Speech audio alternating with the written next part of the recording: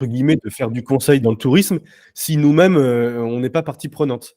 Donc, on aime bien dire qu'on a le tourisme dans la peau, mais pour vraiment l'avoir dans la peau, ben là, on est en train de monter. Alors, on a monté deux choses. On a monté d'abord des sites internet qui permettaient de vendre de l'hébergement et de l'activité en ligne. On se dit, c'est quand même pas possible que Booking et les autres copains mangent tout le business.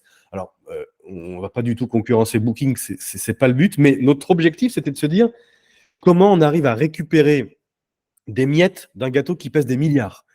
Des miettes de milliards, on en veut bien. Donc, on a créé des sites qui vendent de l'hébergement, qui vendent des activités touristiques, notamment les passes des châteaux de la Loire. Et on essaye de voir, grâce au référencement, à la stratégie d'emailing, comment on arrive à commercialiser mieux en direct pour ensuite vous le transmettre, pour que vous aussi, vous soyez un petit peu moins dépendant de Booking ou un petit peu moins dépendant de ce qu'on appelle les OTA. Donc, c'est par exemple TripAdvisor, Get Your Guide. Vous savez, c'est toutes ces plateformes-là qui vendent aussi de l'activité. Ça, c'est le premier truc. On aura peut-être un peu l'occasion d'en parler, mais même si ce n'est pas forcément le sujet du jour, mais on pourra en parler sans problème. Et là, on est en train de monter ce qu'on a appelé les Iconiques. C'est un réseau d'hébergement dans lequel on veut faire de l'expérience touristique. Donc voilà, on est convaincu du truc. Et l'idée, c'est de se dire, alors regardez, ça ne ressemble absolument à rien. Hein. Vous qui avez des hébergements, ça va vous faire rigoler. Donc on est en train d'acheter 4 murs et on veut faire de l'expérience touristique. Donc c'est à Royan, hein, c'est pas en Sud-Val-de-Loire, mais c'est à Royan. Et on aimerait agrémenter tout ça d'expérience. Alors vous allez voir, toute la journée, enfin toute l'après-midi, on verra ce que c'est que de l'expérience et comment l'agrémenter. C'est-à-dire que vous verrez, il y a deux types d'expériences. Il y a l'expérience de forme, c'est-à-dire que c'est grâce à des jolis mots, grâce à de la belle photo, et puis un petit sens de l'histoire qu'on va venir un petit peu enchanter tout ça.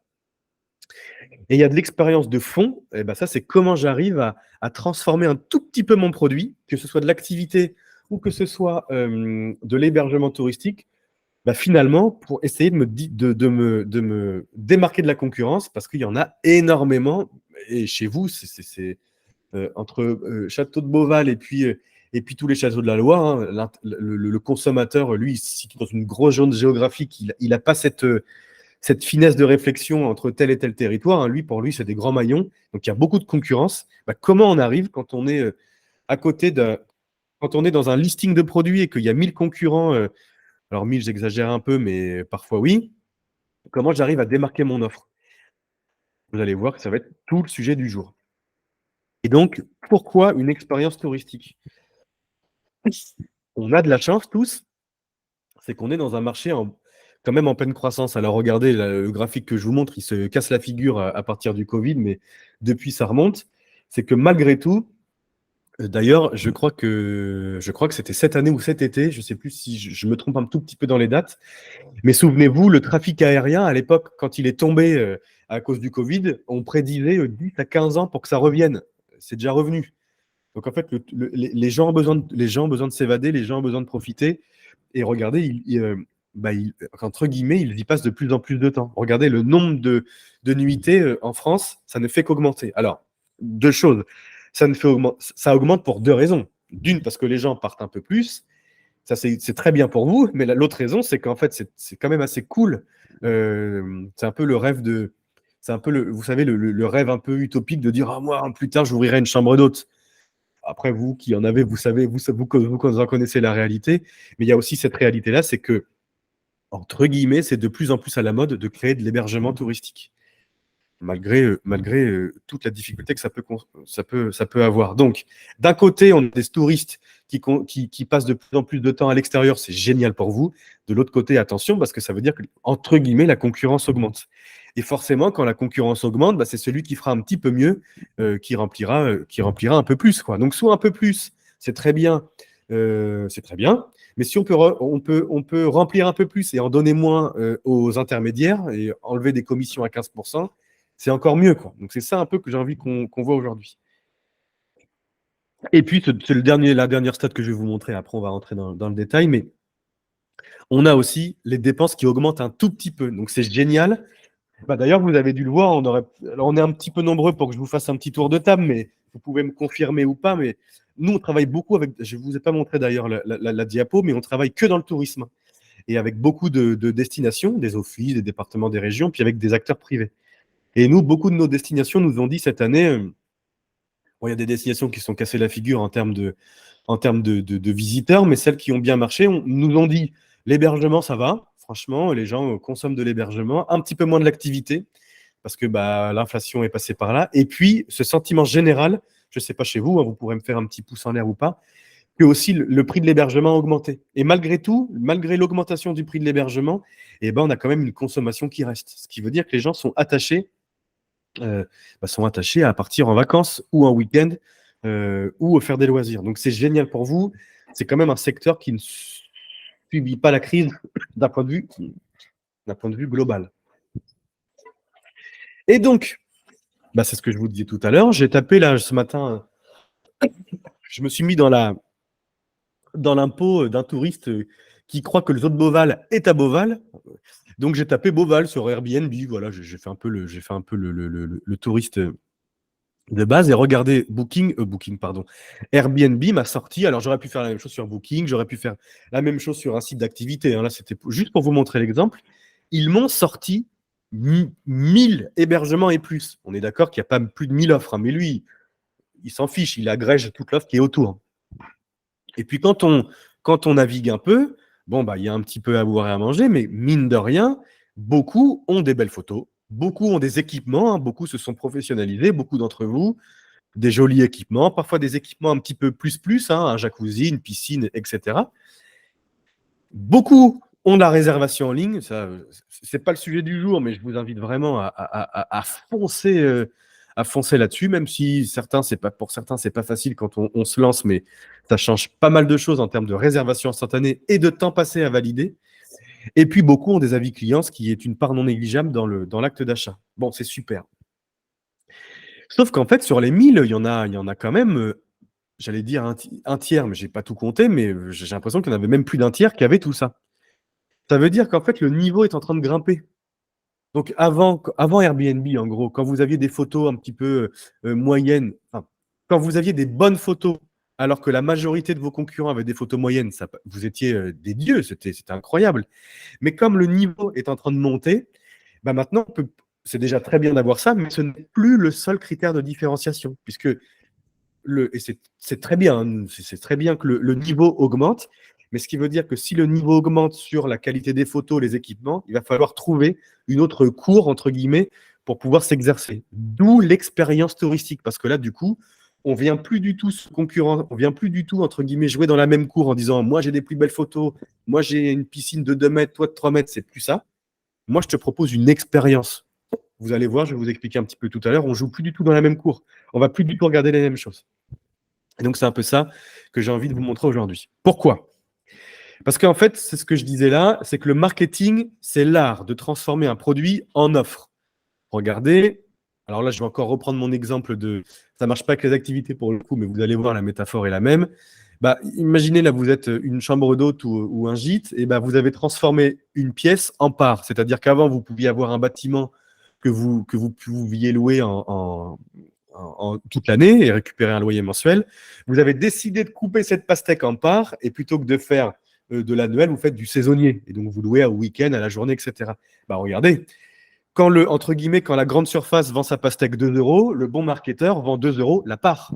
Ce qui fait que s'il coupe la pastèque en 6, bah, au lieu de gagner 2 euros sur la même pastèque, il en gagne 12. C'est un peu ce que vous faites déjà. Quand on va transformer le produit, je transforme ma pastèque en jus. On est d'accord que c'est toujours la même. Mais parce que j'ai trouvé un acte de transformation. Vous avez vu, ce n'est pas un acte incroyable. Bon, maintenant, il faut juste y penser. Eh bien, regardez, au lieu de vendre 2 euros ma pastèque, je vends 5 euros mon jus. C'est un peu ça ce qu'on va essayer de faire. Vous êtes un loueur de canoë, vous êtes une chambre d'hôte. Bon, déjà, vous avez transformé votre bâtiment en location saisonnière. Vous avez fait l'étape numéro 1. Comment je vais trouver des petites astuces pour modéliser tout ça, pour pouvoir vendre le même produit un petit peu plus cher. Et puis, les rois du marketing, ceux qui font de l'expérience, c'est l'art de transformer le produit en émotion. Regardez ce même jus, dès lors que je vais le mettre dans une situation où j'ai une bonne musique, ce joli jus est instagrammable dans un joli gobelet, que c'est une belle vue, bah voilà, mon même jus, je le vends même plus 5, je le vends 7. Regardez, je suis passé d'une pastèque entière à 2 euros à un jus que je propose dans un joli gobelet que les gens vont vouloir mettre sur Instagram et vouloir partager à la terre entière. J'ai juste rajouté un peu de jolie musique et 2-3 meubles, je vends ça 7 euros. Vous voyez, on va essayer de trouver ensemble l'analogie pour le faire, mais c'est exactement ça. Regardez, c'est exactement ce qu'a fait, vous savez, la chaîne de café Starbucks. C'est un café dans un gobelet en plastique, un café qui est même pas très bon, mais juste parce qu'ils ont rajouté un logo et que quand je vais le commander, ils mettent mon nom dessus, bah, je le paye 4 fois plus cher. Voilà. Bah, on va faire la même chose avec vos chambres d'hôtes et vos activités de loisirs. On va essayer de garder ce que vous faites déjà, mais de le rendre plus sexy, plus désirable, pour que les gens soient OK pour l'acheter 5 euros. À la différence près, c'est que nous, on ne s'appelle pas Starbucks, on n'est pas des capitalistes effrénés, donc on ne va pas mentir aux gens. Hein. On ne va pas raconter des faux trucs, faire des fausses photos. Ce n'est pas du tout l'histoire. L'idée, c'est de faire ce que vous faites déjà bien, on va le rendre encore plus désirable. Voilà, hein. Mon propos, c'est pas de dire on va mentir à l'internaute ou un petit peu le flouer, hein, parce que de toute façon, dans nos secteurs, on le voit très vite quand c'est ce cas-là. Mais ce que vous faites très bien, est-ce qu'on ne peut pas le faire un peu mieux sur certains points ou, ou le faire différemment? Ce que j'adore quand on vient vous visiter, parce qu'on le fait, hein, on vient faire des. Peut-être que d'ailleurs, je ne reconnais pas les têtes, mais peut-être qu'on a fait des photos chez vous d'ailleurs. Peut-être pour certains d'entre vous. En fait, quand on vient vous rencontrer, bah, vous nous racontez l'histoire de votre vie. Pourquoi j'ai monté cette activité, le bâtiment la maison a été transmise par ma famille, j'ai tout quitté à Paris pour venir ici. Enfin, vous nous racontez votre histoire. Vous faites ce qu'on appelle du storytelling. Et puis, on va passer 3 heures ensemble et on va se raconter nos vies. Mais étrangement, vous n'osez pas le faire avant que les gens achètent. Tandis que si cette histoire-là que vous racontez à vos clients, vous la racontez sur la fiche Airbnb, sur la fiche de l'office de tourisme, sur Instagram un petit peu de temps en temps, mais les gens vont adorer, les gens sont friands de ça. D'ailleurs, vous le voyez bien, dès que vous le racontez à un client qui est déjà chez vous, mais vous passez 3 heures au lieu de 30 minutes. Donc vous voyez bien que c'est des choses qui intéressent les gens. C'est d'ailleurs pour ça qu'on fait du tourisme aussi. Sinon, on reste à la maison et puis on ne se rencontre pas. Mais très souvent, on remarque que autant vous avez une facilité déconcertante à raconter ça une fois qu'on se connaît, une fois qu'on est client, mais vous ne le faites pas avant. Souvent, c'est le petit syndrome de l'imposteur, ou alors c'est le syndrome de bon, je ne connais rien à Instagram, je vais me planter. On ne se plante jamais sur rien. Au pire, on se trompe la première fois, puis on comprend la deuxième. Donc, vous voyez, ça aussi, on va essayer de se le débloquer un petit peu, parce que les gens n'attendent que ça. N'attendent que ça. Vous n'hésitez pas à me couper. Alors, mince, normalement, j'avais une petite animation où vous ne deviez pas tout voir. Je devais cliquer. Bon, vous avez accès à tout. C'est pas grave. Alors, une jolie offre. Déjà, vous allez voir, quand on fait tout ça, c'est déjà pas mal. Ça veut dire que déjà, d'un point de vue de la stratégie, entre guillemets, de communication, tout ça, vous êtes déjà bien. On va dire, il y a 4 gros moments, que vous soyez activité de loisirs ou hébergeur, il y a 4 grands moments. Il y a avant que je réserve, il y a avant que j'arrive, j'ai réservé, mais je ne suis pas encore là. Il y a ensuite le moment très important qu'on oublie souvent, le moment où je suis là, et ensuite quand je pars. Si déjà vous faites ça, c'est déjà très bien. Au moment où je réserve, vous avez des photos magnifiques qui ne montrent pas que l'hébergement, mais qui montrent aussi les équipements, qui montrent des détails. Vous avez un texte qui simplement, vous verrez, on va essayer d'y passer à l'étape d'après, mais au moins votre texte décrit les équipements et décrit ce que je peux faire au sein de votre hébergement. Très souvent, on le voit, hein, les fiches que l'on lit, c'est lit 140 par 200, 2 bouilloires, un micro-ondes et 3 chaises. J'exagère un peu. Si au moins vous décrivez de manière un petit peu plus, pas plus romancée, mais au moins plus factuelle, tout ce que vous avez, c'est déjà pas mal. Vous allez voir, on va essayer de passer l'étape supérieure après. Vous avez un prix qui comprend la nuit et le ménage. Attention à essayer de pas trop le distinguer. Le ménage, ça va encore, parce que les gens sont habitués, notamment Airbnb, à démocratiser cette habitude de payer le ménage à part. Par contre, les gens ont du mal à payer les suppléments linge de lit. Je dis pas que c'est bien ou pas bien, hein, mais cette théorie du plus, où on a l'impression qu'on a un prix bas, mais à la fin tout s'additionne, c'est dur à entendre pour les internautes. Pensez bien aussi, une fois que j'ai réservé, à envoyer un petit mail. Alors, quand vous ne le faites pas en direct, c'est dommage, vous n'avez pas la main là-dessus. Mais au moins, quand vous faites des ventes en direct, pensez bien à envoyer un petit mail qui récapitule tout ça. OK, premier élément. Bon, si déjà je fais ça, c'est pas trop mal. Avant que moi j'arrive en tant que client chez vous, vous me demandez la compte et la caution. Vous voyez bien que déjà, pour vous, c'est très utile, mais si on parle d'expérience, si la seule expérience que j'ai avec vous, c'est l'acompte et la caution, j'exagère un peu, mais vous voyez bien que déjà, pour créer une expérience, dès qu'on parle, si on parle que d'argent avant de se voir, vous voyez, c'est déjà un peu, ça pose des bases, quoi, ça pose un cadre. Et puis, vous allez éventuellement communiquer l'adresse avec les coordonnées GPS. Vous voyez bien que c'est un préalable. Vous devez parler d'acompte, vous devez parler de la situation GPS et comment j'arrive pour rejoindre votre établissement. C'est un préalable, et vous voyez bien que là, on reste dans l'offre. On ne fait pas du tout d'expérience. Là, il n'y a rien il y a pas d'enchantement dans notre relation. On va y arriver. Quand j'arrive chez vous, ça, on l'a beaucoup vu avec Airbnb au début. Alors, c'est en train de changer, mais je ne sais pas si vous avez si vous avez déjà vu ça chez vous, mais le photographe arrivait, il prenait des photos grand angle de la salle de bain. La salle de bain, on a l'impression qu'elle fait 58 mètres carrés. Puis bon, bah, les salles de bain, elles font pas beaucoup plus que 5-6 mètres carrés. Donc, est-ce que l'offre correspond bien déjà à mon annonce? Parce que ça, on se fait un petit peu dégommer sur les avis quand ce n'est pas le cas. Et puis, tout est en ordre, vide, les placards sont vides pour me permettre de vivre mon séjour. Une fois que je suis parti, si je suis sur Airbnb, Get Your Guide, Tickets, Booking, ils vont m'envoyer un mail. Est-ce que vous envoyez un mail quand vous le faites en direct? Est-ce que vous me faites un petit signe haut si c'est oui, non si c'est bas? Est-ce que vous envoyez un email à vos clients une fois qu'ils sont partis?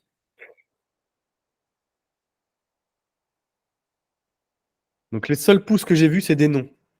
Alors évidemment que quand vous gérez tout seul, ah j'ai vu un oui. Ah, stop. Évidemment, quand vous gérez tout seul, c'est pas. Et si vous avez des activités à fort volume, je comprends que ça soit difficile à faire. Ce qui est très important, c'est que parfois, on peut même vivre une expérience un petit peu moyenne. Ça arrive, hein, je sais pas, la remise des clés s'est mal passée, mon canoë était pas prêt, qu'importe, ça nous arrive tous les jours. Et parfois, vous verrez que en gardant le lien et en continuant la relation après, ça change tout. Et parfois, les gens partent avec un avis négatif. Le fait de les avoir recontactés de façon un peu personnelle quand vous pouvez le faire, ça change pas mal de choses. Ça, vous le faites très rarement, entre guillemets, quand on se cantonne à une offre touristique. Vous verrez que on passera de l'offre à l'expérience, il faudra absolument le faire, parce que parfois, ça se joue à deux niveaux, l'expérience. Ça se joue avant la venue, pendant, évidemment, mais aussi après. En fait, c'est ce qu'on appelle, nous, les surprises inattendues. C'est quand je crée des moments de surprise quand les gens ne s'y attendent absolument pas. Bien évidemment que je m'attends à voir un truc très propre au moment où je réserve, hein, c'est de la communication, donc je m'y attends. Par contre, je suis tellement habitué à juste recevoir un mail d'acompte et puis un PDF avec une carte Google Maps en capture d'écran avant que j'arrive qui m'indique les coordonnées GPS, que ça ne me choque pas de rien avoir d'autre. Donc là, en tant que professionnel, dès lors que vous allez un petit peu enchanter et créer une petite surprise à ce moment-là, ça va être génial. Parce que les gens ne s'y habituent pas, n'ont pas l'habitude. Et pareil, pendant le séjour, on a l'habitude que ça se passe bien. Enfin, en tout cas, c'est ce qu'on espère. Par contre, hormis quand les gros le font, Booking, etc., les clients n'ont pas vraiment l'habitude que vous leur renvoyez un email après leur séjour. Donc vous, dès lors, on a quelqu'un qui vient de nous, on a le château de Chémur qui vient de nous rejoindre, donc on lui fait un petit coucou. Qu'est-ce que je voulais dire? Ah ouais, je perds vite le fil, pardon. Oui, dès lors que vous allez envoyer un petit mail après la venue, vous allez voir que vous allez tout de suite créer ce qu'on appelle la surprise d'un peu inattendue, et les gens vont adorer ça. Donc votre but, votre objectif, c'est en tenant compte de votre, entre guillemets, de la charge de travail que vous avez en pleine saison, etc., c'est de créer ces petits moments de surprise. Vous allez voir, il n'y a pas besoin de faire grand-chose parfois pour que ça crée des belles surprises aux yeux des internautes. Et vous verrez que des fois, l'expérience touristique, elle tient vraiment à pas grand-chose, quoi. C'est juste des petits moments de surprise qui font que c'est incroyable et qu'on s'en souvienne. Pourquoi je vous dis ça? C'est pas gratuit, hein. Hormis la hausse de la concurrence, franchement, je ne vais pas vous dire de vous embêter à faire de l'expérience si ce n'était pas utile. Franchement, dans ces cas-là, il faudrait juste qu'on soit bon en termes de référencement. Quand je tape gîte près de Beauval ou kayak Saint-Aignan, il suffirait que je tombe chez vous et ça suffirait. Sauf que le cerveau de l'internaute, le cerveau de l'humain, on va dire, même pas de l'internaute, réagit pas tout à fait comme ça. Vous savez, c'est un peu comme je vois ça parce que là, il y a le nouvel iPhone qui vient de sortir. Alors, j'imagine, j'ai pas regardé, mais j'imagine qu'il doit coûter 3 bras. Bah, vous savez, tous ces gens qui achètent des iPhones, qui disent: oh ouais, mais moi j'ai acheté le nouvel iPhone, tu sais, le 15, il fait des plus belles photos, hein. Tu sais, le 15, il a un meilleur écran. On va rationaliser notre achat, alors qu'en vrai, notre achat, il n'est pas du tout raisonnable. L'achat, c'est parce que j'ai envie d'avoir le 15, j'ai envie d'avoir de montrer que j'ai un iPhone, que je fais partie d'une communauté. On est tous pareils. On achète avec le cœur, on raisonne avec le cerveau. C'est pareil dans le tourisme. Donc, en fait, ce que je vous ai montré là, c'est tout ce qu'il faut pour raisonner avec le cerveau. Si déjà c'est fait, c'est bien. Mais si je raisonne avec mon cerveau, regardez ce que je vais faire. Je vais étudier les prix à activité égale. Désolé, je reprends les mêmes exemples, mais mon canoë, bah, s'il n'y a rien de plus, bah, je vais regarder le prix. Je vais regarder est-ce que ce canoë-là coûte plus cher que l'autre. Je vais comparer les équipements. Ma chambre d'hôte qui a 3 chambres, mes 2 chambres d'hôte là, qui ont à peu près le même prix et qui ont 3 chambres. Ah ouais, là, il y a une chaise bébé, c'est super. Ah là, il y a un jacuzzi, tu as vu, pour à peu près le même prix. Donc voilà, je vais raisonner aussi, je vais comparer les équipements et des fois, vous devez les connaître, ces clients-là, hein. Il y en a qui comparent vraiment sur vraiment des trucs hyper précis. Je vais aller étudier les avis et très souvent, c'est pas bon. Quand je raisonne avec mon cerveau, je vais regarder tous les avis qui vont me montrer ce qui ne va pas. Vous verrez quand je vous montrerai le raisonnement avec le cœur, au contraire, je vais essayer de regarder tous les avis qui confortent mon idée. Ça n'a rien à voir. Quand je vais acheter l'iPhone, je vais regarder tous les avis de ceux qui disent oh, c'est quand même. Ou je vais pas regarder les avis en ligne, pardon. Je vais écouter tous les avis de mon entourage qui disent ouais, tu as quand même raison de t'acheter ce super iPhone, c'est quand même très bien. Je vais pas écouter ceux qui disent attends, c'est 300 € de plus, le 14 est très bien. Vous voyez, si vous faites de la communication qui parle au cerveau, là vous allez être étudié sur les avis et les gens vont aller regarder les avis négatifs. Et puis, il y a un truc tout bête, bah, c'est que je vais davantage réfléchir. Et ça, c'est pas très bon. Ça veut dire que si je réfléchis, je compare. Et si je compare, bah, je vais aller regarder les 1000 biens qui sont sur Booking. Et donc, je vais aller regarder tout ce que je viens de vous citer avant. Si, dans la communication que vous faites de votre produit, de votre offre, de votre hébergement, si vous arrivez à aller titiller, je vais vous montrer après comment, mais si vous arrivez à un petit peu titiller l'émotion, un petit peu l'imaginaire de vos futurs clients, et ben en fait, le prix sera secondaire, c'est-à-dire que ça me dérange pas d'aller chercher, de payer ça 30 € de plus. Ils sont tellement incroyables sur Instagram. Je raconte ma vie, mais hier, je vais dans une fromagerie. Il y avait une dame devant moi, elle dit oh, j'ai vu votre fromage sur Instagram, où est-ce que je peux l'acheter? Fromagerie de centre-ville, pas donnée, etc. C'est-à-dire que la personne devant moi, c'est tellement fait, mais c'est notre métier, hein, c'est tellement fait, entre guillemets, attraper, mais c'est toute la beauté des choses, bah, c'est qu'elle est venue exprès et elle est venue parce qu'elle a vu un fromage sur Instagram. Imaginez le pouvoir que c'est quand on a de la belle offre touristique. Donc le prix sera secondaire. Attention, je ne dis pas que si vous êtes 400 € plus cher à offre équivalente, les gens vont venir chez vous, hein. Mais le prix est un petit peu secondaire. Du coup, je vais me laisser séduire par les avis. Plutôt que d'aller chercher la petite bête, je vais regarder les avis qui confortent mon avis. On appelle ça en marketing le biais de confirmation. L'humain a tendance à essayer de confirmer sa pensée initiale. Donc dans ces cas-là, je vais aller regarder davantage les avis qui confortent mon idée. Je vais concentrer mon attention sur un petit détail. C'est-à-dire que tu as vu là, il y a 2-3 offres de canoë qui sont un peu identiques, mais tu as vu celui-ci, il me propose de faire un petit pique-nique, de m'arrêter sur les berges et de faire un petit pique-nique et de manger un petit bout de chèvre. Oh là là, c'est génial son truc. Vous voyez, en termes d'offres, ça ne tient pas à grand-chose. Par contre, les gens vont retenir que ça. Et du coup, vont presque venir chez vous pour ce détail-là. Je vais fonctionner au coup de cœur. C'est-à-dire que du coup, plutôt que de réfléchir pendant 13 jours, 20 jours, le temps de délai moyen, Google nous dit qu'entre le moment où je commence à me renseigner et le moment où je réserve, il y a 54 jours. Ça marche pour les grands voyages. Ça marche pour les grandes vacances. Si on descend un petit peu plus pour des petites idées week-end, etc., c'est entre 9 et 13 jours.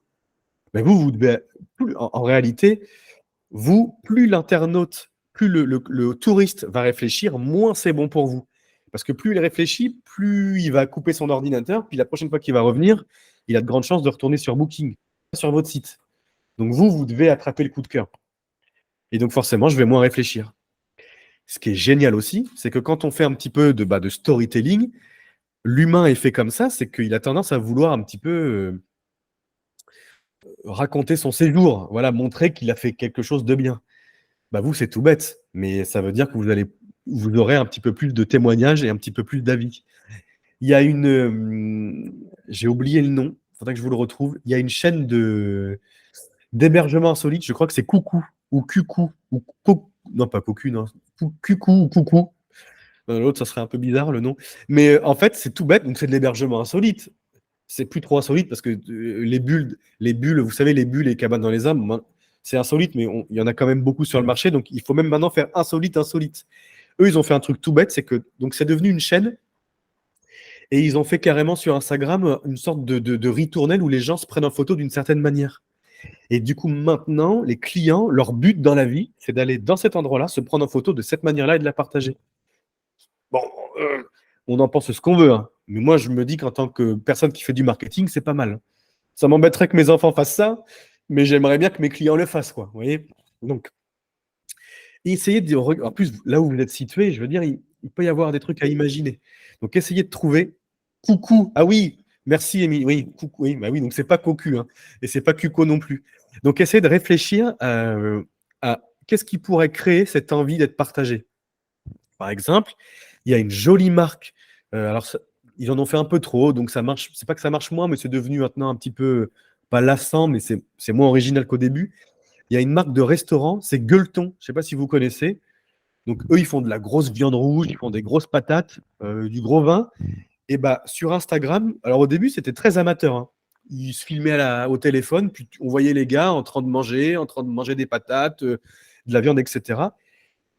C'est tellement, entre guillemets, en décalage avec Instagram, l'esthétisme, se recentrer sur soi, qu'en fait, ça a fait marrer les gens et les gens ont envie de partager. Et maintenant, les gens viennent chez Gueuleton pour se faire un bon gueuleton. Et du coup, c'est devenu une ritournelle où les gens partagent ça. Donc voilà, essayez d'imaginer chez vous, dans votre activité ou dans votre hébergement, s'il n'y a pas un truc, un rituel que vous pourriez mettre en place et qui ferait que petit à petit, attention, hein, ce que je vous dis là, ce n'est pas des formules magiques, mais un truc qui petit à petit créerait une habitude et qui ferait qu'au final, les gens viendraient presque pour ça. Je sais pas, vous faites des apéros gargantuesques quand les gens arrivent, vous faites toujours une petite activité d'immersion aux eaux de Beauval. Enfin, vous verrez après, on se donnera des exemples.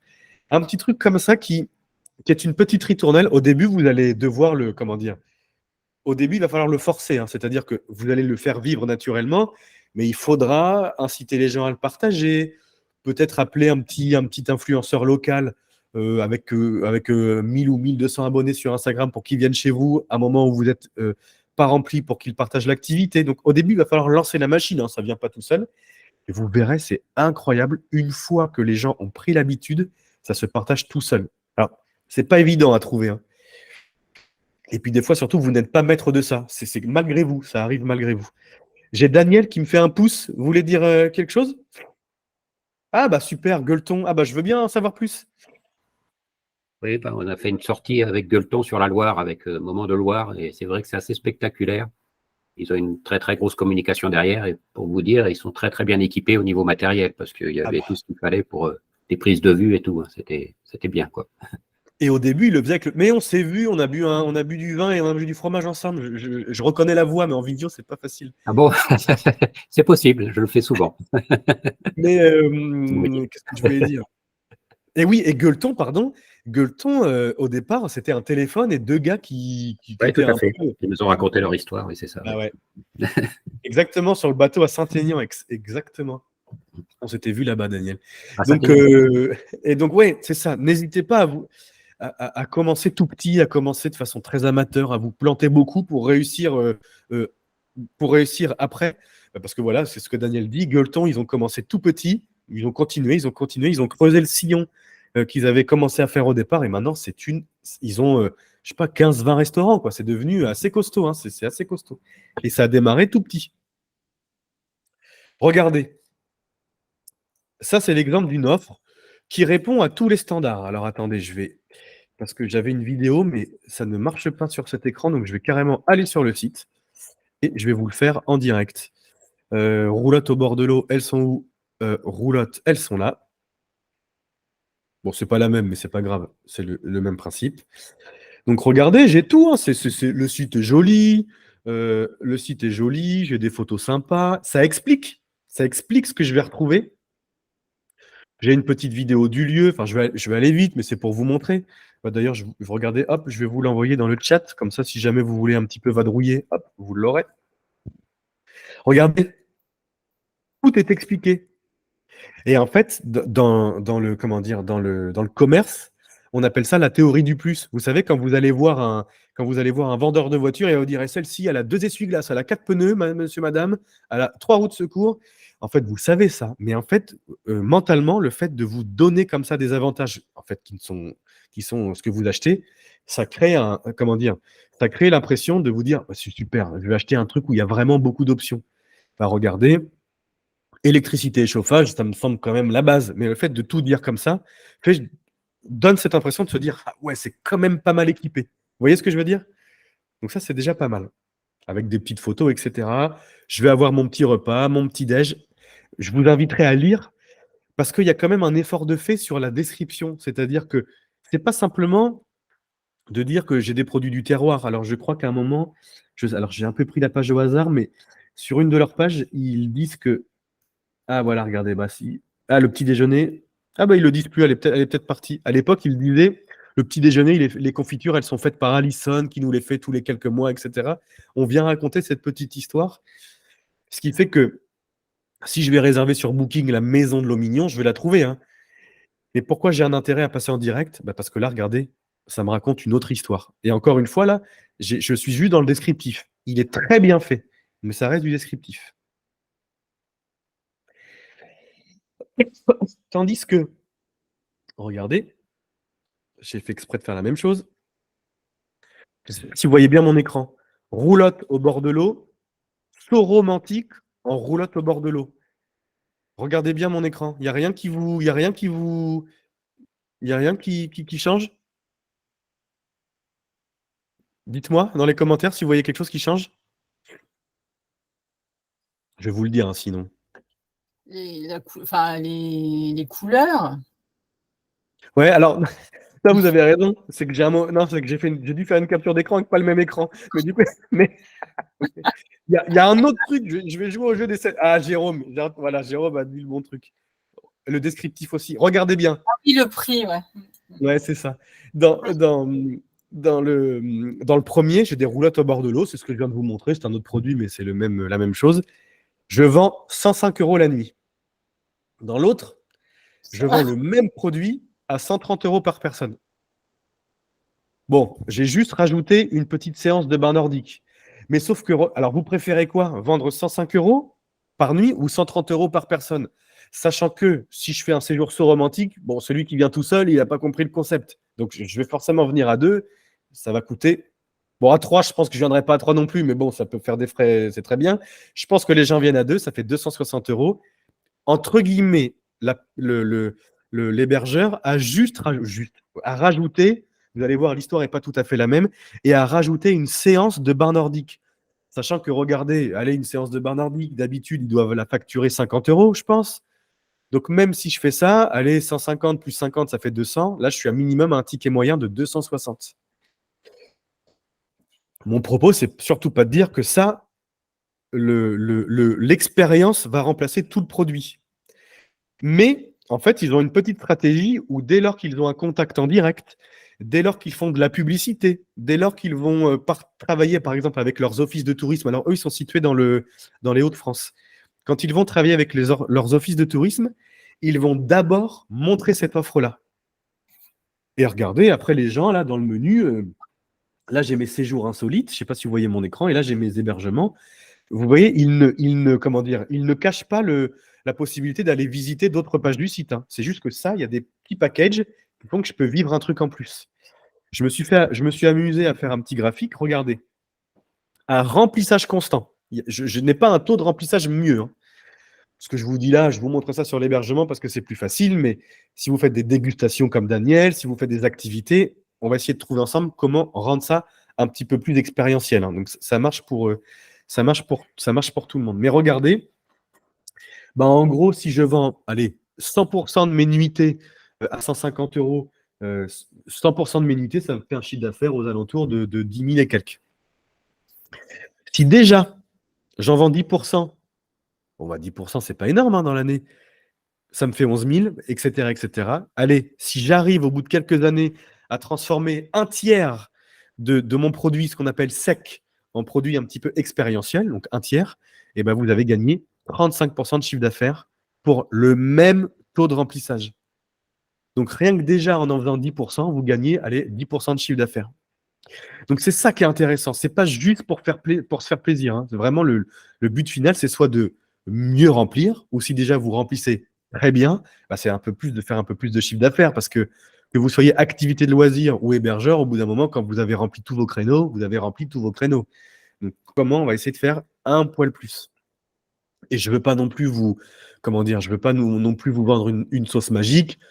Vous n'arriverez peut-être pas à faire 100%, enfin c'est pas peut-être pas, vous ne ferez pas 100% avec ces petits produits expérientiels. Les gens ne vont pas acheter leur nuitée à 260 euros tous. Mais voilà, le petit graphique, là, je voulais vous montrer que même si vous, entre guillemets, vous remplissez que 10 jusqu'à 30% grâce à ces produits, ce qu'on appelle packagés, vous augmentez votre chiffre d'affaires sans rien avoir fait en plus. C'est ça que je veux. Alors, à la base, si vous l'aurez fait, mais après, ça avance tout seul. Ça va là-dessus? On passe à la suite. Vous me dites si vous avez des questions. Hein. Top. On va essayer de maintenant qu'on a fait cette première explication-là, on va essayer de trouver comment on le fait. Comment on le fait. Alors, c'est quoi Il était une fois dans l'Ouest? Dans la vie, il y a deux types de personnes. Il y a ceux qui creusent et j'ai oublié les autres.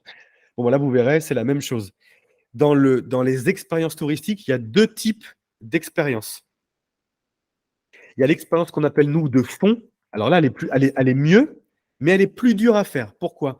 Parce que, mine de rien, ça nécessite de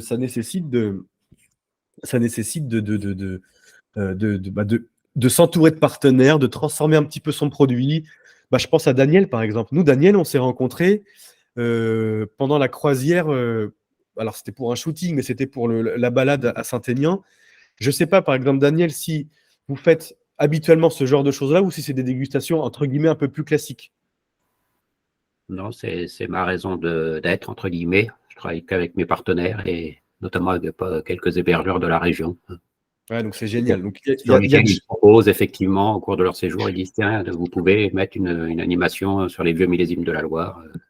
Ce qui est génial, c'est que Daniel est votre caution expérientielle du coup. Voilà, c'est ça. Allez tous voir Daniel. C'est que non, mais l'exemple est bon. C'est-à-dire que Daniel, par exemple, donc là, nous, on avait fait une croisière. J'ai oublié le nom, Émilie, si jamais. Avec la Tasiaka, avec Aurore. Avec Aurore. En fait, Aurore propose un partenariat avec Daniel pour que, entre guillemets, en plus d'une croisière qui est sympa, mais entre guillemets, c'est une croisière, j'ai une expérience en plus.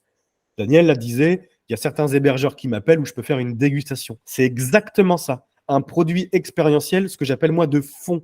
C'est-à-dire qu'on va venir rajouter un petit service complémentaire qu'on fait payer. Hein, c'est vraiment pas le sujet. Mais par contre, j'ai une expérience incroyable. Là, j'ai un ami qui a créé un gîte en pleine campagne. Et il a fait un week-end truffe. Donc, il l'a fait payer très cher.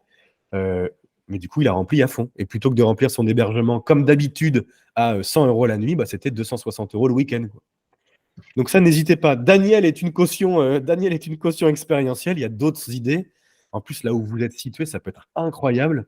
Parce que, c'est pas les idées qui peuvent manquer. Entre de la découverte comme ça avec des produits du terroir, génial. Je ne sais pas si c'est très facile d'accès, donc je ne veux pas trop m'avancer, mais des choses avec le zoo de Beauval, mais là je ne veux pas m'avancer, parce que je crois que c'est Patrice, là je vois les yeux, ouais, donc j'imagine bien que c'est une grosse machine, donc moyen facile. Et puis les châteaux de la Loire, il y a peut-être un truc sympa à faire. Je ne sais pas si vous connaissez des guides, Daniel qui peut faire une dégustation dans le château, etc. Là, il faut quand même se creuser un petit peu, mais ça peut être génial. Juste, je peux intervenir? Bien sûr, bien sûr. Parce que on est aussi dans une région de gastronomie. Il ne faut pas oublier qu'on a tous ces atouts-là. Parce que moi, je travaille avec, tu parlais des truffes. Je travaille avec le baron de la truffe à Chinon, par exemple. On fait des sorties là-bas. Et puis, on a aussi le caviar en plein centre de la Sologne, là, qui est pour une clientèle assez aisée. Là, ça leur parle tout de suite quand on parle de ça. Je m'en souviens aussi que tu proposais des vins millésimés en fonction de l'année de naissance. Imaginez. Ça, c'est de l'excellence, hein. Mais imaginez, vous avez un produit, vous voulez faire un truc de dingue. Anniversaire de mariage. Bah, vous appelez Daniel, donne-moi ta bouteille. Enfin, vends-moi, pas donne-moi, mais vends-moi ta bouteille de tel millésime. Vous apportez ça. Enfin, imagine, c'est long à faire, hein, je conviens, hein. Mais là, on parle de l'expérience de fond. L'expérience du client, elle est incroyable, incroyable. C'est ça. Donc ça, c'est alors voilà, le fond, c'est quelque chose de très durable, mais c'est un peu dur à faire. Ça nécessite de passer des coups de fil, de réfléchir, de se prendre des portes, et c'est un truc qui prend un petit peu de temps. Donc c'est ce qu'on appelle nous compléter un produit ou packager un produit. C'est exactement ce que je viens de vous dire. Et là, ce que disait Daniel, c'est pas inintéressant, hein. Ça peut être ça, voilà, avec de la gastronomie, ça peut être imaginer un petit cours de cuisine, ça peut être voilà. On avait fait ça dans un château, c'était Morgane, j'ai oublié le nom du château, mais je me souviens, alors comme quoi l'expérience touristique, c'est ça, hein. J'ai oublié où on l'avait fait, mais je me souviens qu'il s'appelait Morgane, Émilie, à côté du marché. On a fait une dégustation de vin incroyable dans le château, c'était absolument génial. Bon, voilà, on peut imaginer des choses comme ça. Ça prend un petit peu plus de temps, mais les gens s'en souviennent à vie, à vie. Ça peut être un truc tout bête. Un jour, par exemple, j'étais donc à Cordes-sur-Ciel dans une chambre d'hôte. C'est bête, hein, ce que je vais vous dire. Bah, la dame, le matin, je me réveille tôt, elle me dit bah, tu veux venir avec moi chercher le pain? Ah, on est allé chercher le pain, on a discuté pendant une demi-heure. C'est un truc qui nécessite rien. Enfin, je veux dire, c'est juste. Bah, je m'en souviens comme si c'était hier. C'est idiot, hein. Je veux dire, c'est le sel de la vie, ça. Mais enfin, c'est à la fois l'écume, mais c'est le sel de la vie. Donc ça peut être des choses comme ça aussi, hein. Ne vous forcez pas à imaginer des montagnes. Des fois, c'est des toutes petites choses. Par exemple, si vous avez un potager, bah, demandez aux enfants s'ils veulent venir avec vous chercher les tomates pour l'apéro du soir. Voilà, ça peut être des choses bêtes comme ça. Par exemple, les enfants, je reprends mon exemple du canoë ou de la croisière avec Aurore. Bon, là, je suis peut-être un peu bête ce que je dis, mais par exemple, demander aux enfants de se mettre sur les genoux et de faire semblant de piloter. C'est des choses comme ça, c'est ce qu'on appelle les surprises inattendues. C'est toutes ces petites choses qui ne nécessitent pas de temps, pas d'argent, et pas de temps ni d'argent, mais qui vont créer un souvenir incroyable, qui vont créer un souvenir château de sel, exactement, mais qui vont créer un souvenir incroyable chez les gens. Et le tourisme, c'est que ça, hein. C'est de créer des petits moments où les gens s'en souviendront à vie. Vraiment, c'est que ça. Et puis, alors, ça peut être ajouter des services complémentaires. Voilà, j'ai ma conciergerie quand j'arrive, j'ai le ménage, j'ai mes vélos tout prêts, j'ai même pas besoin de payer en plus pour les louer. Donner un poster de Beauval aux enfants, merveilleuse idée, génial. Vous voyez, c'est des petites choses comme ça. Voilà, il faut peut-être les payer, enfin, donc, mais vous l'incluez dans le prix ou même pas, ou vous l'imprimez exactement. Mais voilà, c'est des choses comme ça qui vont créer des souvenirs de fou. Vous savez, comme les restaurateurs, là, quand je retourne mon set de table, justement, pour les enfants, je peux colorier. Bon, bah, génial, ça. Par exemple, dans le gîte qu'on est en train de faire, là, moi, j'adorerais. Donc, on va créer, alors, c'est notre métier, donc c'est un peu plus facile. On va créer un tout petit site internet sur Shopify. Donc, ça, c'est tout fait. Je vous le dis comme ça, si un jour, l'idée vous en prend. Ça coûte 50 € par mois et je vais faire en sorte que les gens puissent, s'ils veulent, faire leurs courses à l'arrivée. S'ils veulent commander des bouteilles de vin à leur arrivée, et moi, la conciergerie, on viendra les déposer dans les hébergements, etc. Et acheter comme ça, s'ils veulent, des petits packages avant. Donc, c'est pas évident à faire. Quand je dis course à l'arrivée, je vais faire ça avec des bocaux tout préparés, hein. Vous savez, les jolis bocaux là, avec de cuisiner local, etc. C'est pas des produits frais, sinon impossible à faire. Mais c'est toutes ces petites expériences-là qui, gérées avec une conciergerie ou gérées que vous gérez en direct si vous êtes à proximité, c'est des choses qui, d'une, peuvent augmenter le panier moyen et puis de deux, créer des surprises incroyables. Et puis, dernière chose, mais là, c'est un petit peu lourd à faire, donc c'est pour ça que je vous le mets en dernier, c'est que ce qui marche très bien, c'est de thématiser son produit. Alors, je ne vous donne pas de faire le cliché à côté du zoo de Beauval, vous faites une décoration panda, hein. Ça peut être le cas, mais c'est pas que ça. C'est pas que ça. Et par exemple, vous pouvez trouver une thématique précise, une décoration précise. Par exemple, ce qu'on va essayer de faire, parce qu'on n'en est pas encore là, dans les iconiques, je vais essayer de faire une décoration avec des produits de design et de faire venir régulièrement des œuvres d'artistes locaux ou régionaux pour que les gens, s'ils le veulent, puissent repartir avec. Dans le petit site qu'on va monter, dans les emails qu'on va envoyer, on leur dira en fait toute la décoration que vous avez vue, vous pouvez l'emporter ou on peut vous l'envoyer. Voici les décorations et voici les prix. Mais du coup, je vais mixer ça entre le moment sur place où on va avoir une décoration qui ressemble à aucune autre, parce que ça va être des jolies pièces, et en plus, c'est des pièces que je vais essayer de me faire prêter pour que les gens l'achètent. Je dis pas que ça va réussir, hein, mais on va essayer. Et après, je vais envoyer un petit mail aux gens pour les inciter à acheter ces certaines pièces qu'ils ont pu voir. Même si j'en vends 2, 3 dans l'année, allez, une dans l'année, bah, ça augmente le chiffre d'affaires pour pas grand. D'une, ça m'aurait fait une décoration plus personnalisée, et de deux, ça fait un petit bénéfice en plus, sans avoir vendu une nuitée en plus. Voilà un petit peu l'idée. Ça, c'est entre guillemets, c'est le must du must. C'est pas facile à faire avec tout ce qu'on vient de se dire. Donc après, et c'est déjà très très très bien, vous pouvez faire ce qu'on appelle de l'expérience de forme. C'est-à-dire que vous ne changez pas vraiment votre produit. Voilà, vous ne faites pas de déco, pas de package, voilà. Vous essayez de changer juste des micro-choses. Par exemple, plutôt que de simplement faire une description de votre produit, bah, vous ajoutez un petit peu d'histoire. Cette maison, Daniel, depuis tout petit, depuis que je suis petit, je dis n'importe quoi, hein, depuis que je suis petit, mon papa me faisait goûter tous les vins. Chaque année, à mon anniversaire, me faisait goûter tous les vins de Loire. Et puis un jour, j'ai décidé de transformer ma passion en métier et de me lancer à mon compte et moi-même de transmettre cette passion que j'ai pour le vin. Et plutôt que de vous faire des dégustations toutes simples ou à l'aveugle, j'ai décidé de faire ça dans les plus beaux lieux du Val-de-Loire et en plus de vous proposer, si vous le souhaitez, chaque vin, les vins à chacun des millésimes depuis 1870. Parce qu'en fait, de vous offrir ça, c'est ma façon à moi de revivre mon enfance comme mon père me faisait goûter le vin. Bon, je dis n'importe quoi, hein. Mais vous voyez, plutôt que de dire bonjour, je m'appelle Daniel, je fais 3 dégustations à 32 € par personne. Désolé pour l'exemple, Daniel, hein. Là, vous racontez une histoire. Alors, il faut que cette histoire, elle soit un peu la vôtre, hein. Là, je ne connais pas assez Daniel pour. C'était pour vous donner un exemple, mais c'est exactement ça que les gens vont venir chercher. Parce que, pour reprendre l'exemple de Daniel, une dégustation à 32 €, je vais la regarder si je ne peux pas en trouver une à 28, en gros, hein. Et puis, plutôt que ça soit dans les croisières, est-ce que ça ne peut pas être dans un château? Tandis que si Daniel vient apporter un petit peu d'histoire et qu'il soit à 32 € ou à 38, je vais me dire, mais attends, mais cette personne est fabuleuse, l'histoire, elle est dingue. Moi aussi, j'ai envie d'aller goûter les vins que Daniel goûtait dans son enfance. Vous voyez?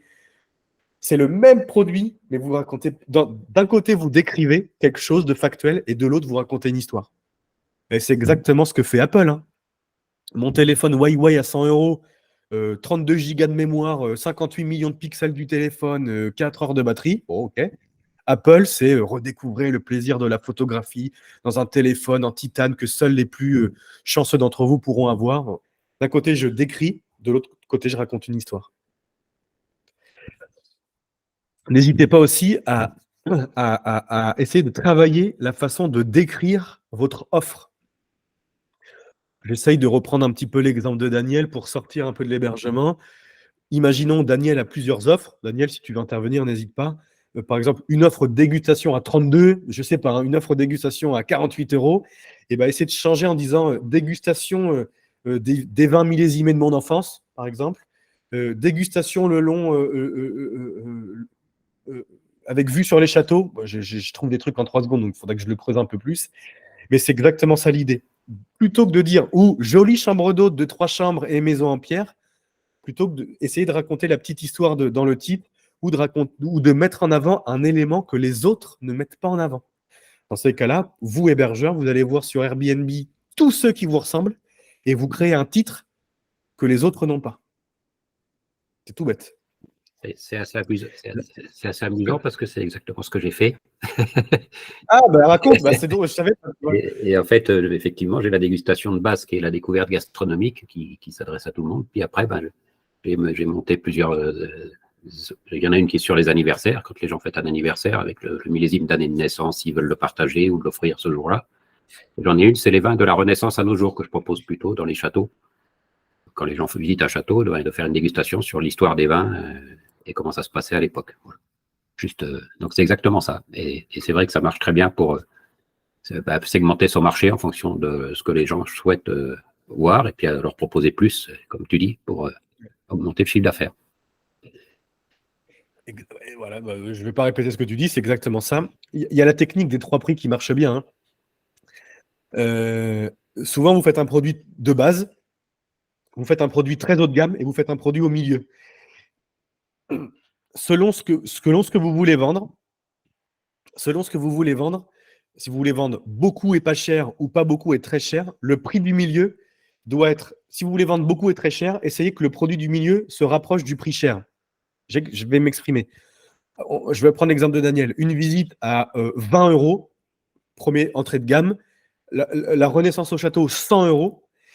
Si vous voulez que les gens achètent davantage celle à 100 euros, il faut que le produit du milieu soit plus proche des 100 que des 10. Vous voyez ce que je veux dire? C'est une petite technique marketing, ça. Donc, c'est une logique de 3 prix.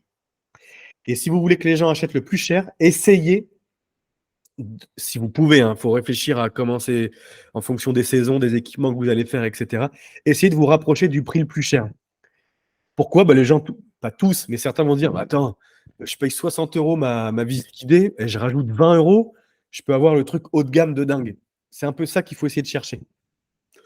Ça ne marchera pas à tous les coups, mais c'est des toutes petites techniques comme ça qui font que vous pouvez comme ça gratter un petit peu de chiffre d'affaires. Là, je vois qu'il y a un camping qui est avec nous. Ben voilà, s'il y a des offres comme ça un petit peu découpées, je ne sais pas, peut-être se rapprocher. Je sais que dans les campings, des fois, il y a l'offre de base, une offre où il y a le ménage, le linge, etc. Il y a les lits faits. Puis trouver un autre truc où il y a encore une autre expérience, un repas, les courses à l'arrivée, que sais-je. Et pour que les gens l'achètent, faire que le prix du milieu se rapproche du prix le plus cher, par exemple. Et c'est des techniques toutes bêtes, mais vraiment.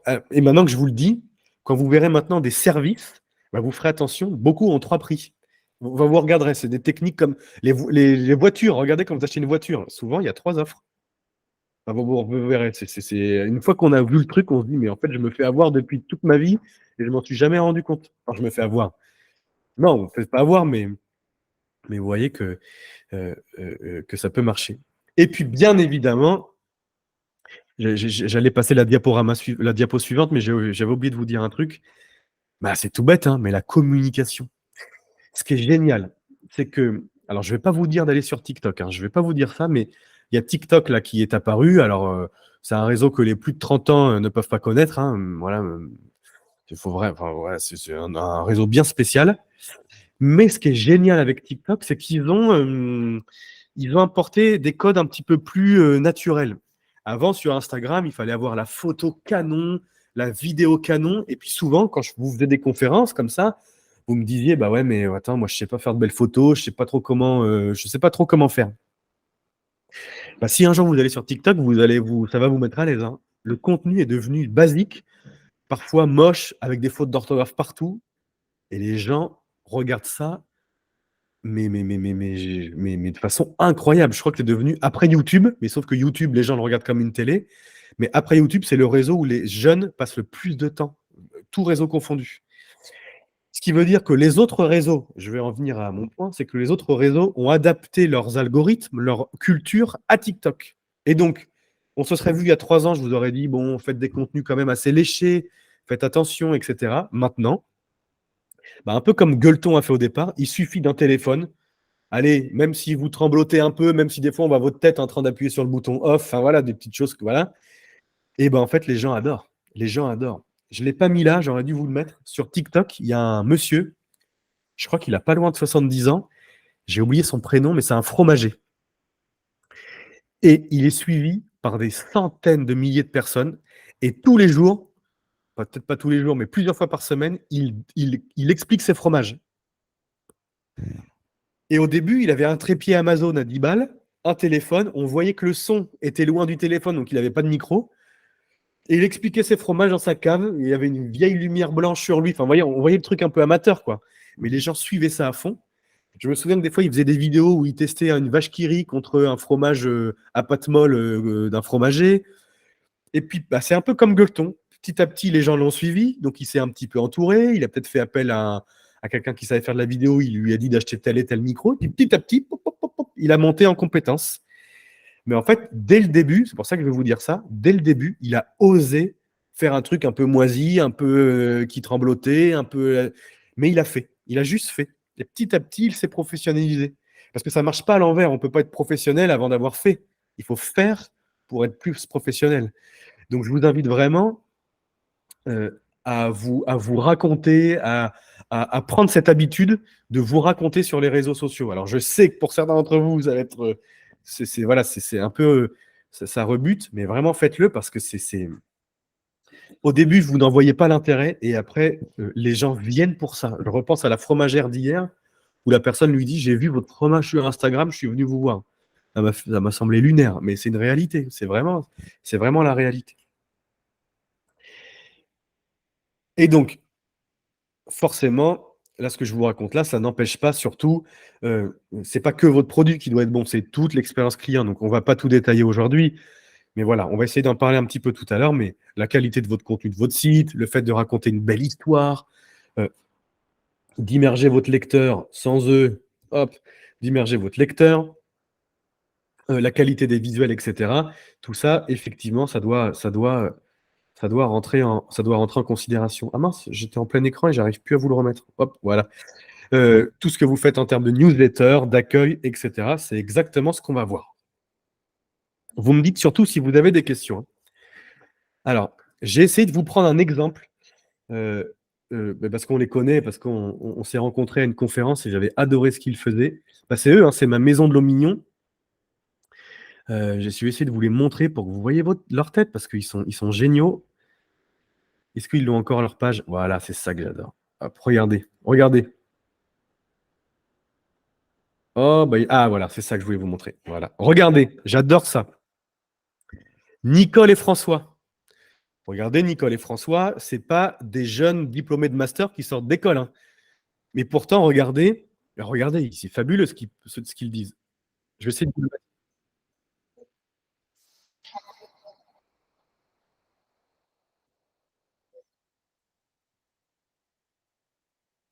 Ah, ça bug. Bon, regarde, de toute façon, sur la présentation, vous aurez la vidéo, mais ce que je voulais vous montrer, c'est que d'une, ils osent être devant l'écran, ce qui est quand même pas évident. Et à un petit moment dans la vidéo, il y a d'autres plans et on voit totalement que c'est fait à l'iPhone et que ça tremblote un peu. Vous